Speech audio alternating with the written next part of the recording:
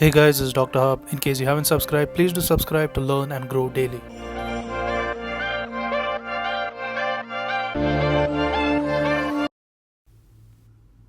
Now we are going to continue the G6, the glycogen storage disorders, and this will be the third part. So to recap from the first, we saw the GSD0. GSD0 was a defect in the glycogen synthesis.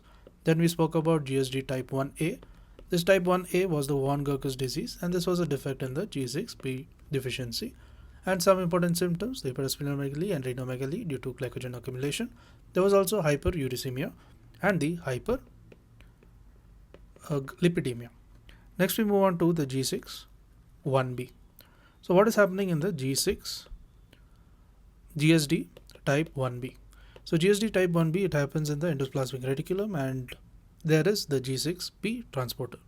So G6P transporter is what is involved. And the symptoms are, the features are similar to that of the von Gerkes disease, and there are recurrent infections due to the impairment of the neutrophil. So neutrophil is affected, and this can lead to the infection. Next, we also spoke about the Pompey's disease. So what is the Pompey's disease? The Pompey's disease is nothing but the G6 type 2. So this is where we'll continue. So a G6 type 2, and the defect lies in the lysosomal alpha 1,4 as well as the 1,6 glucosidase, and this is nothing but the acid maltase.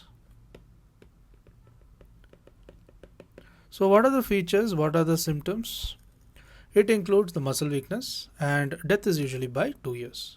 So there is muscle weakness and death. The individual death, it occurs by 2 years. There is also it affects the heart. So heart, it can be failure, as well as there can be the cardiomegaly.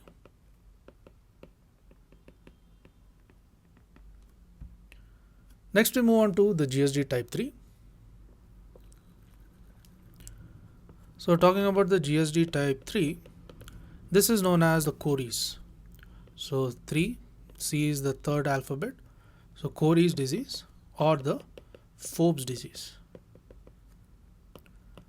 So this is nothing but it involves a limit dextrinosis. So there's limit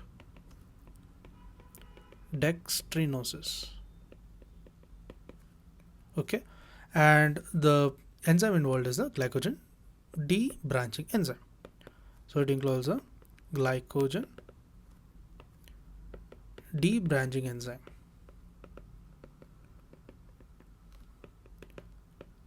So what are the features of this illness, the disease? So there can be muscle weakness. So let's write it clearly. There is muscle weakness. Next, there can be fasting hypoglycemia.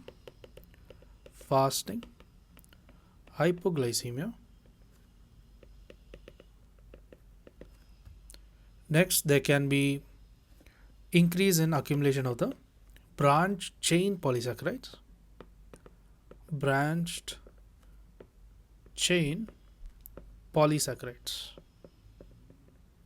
So due to this, there can be presence of hepatosplenomegaly. So there is mainly hepatomegaly due to accumulation of the branch chain. To watch more videos like these and grow daily, subscribe to the Dr. Hub channel.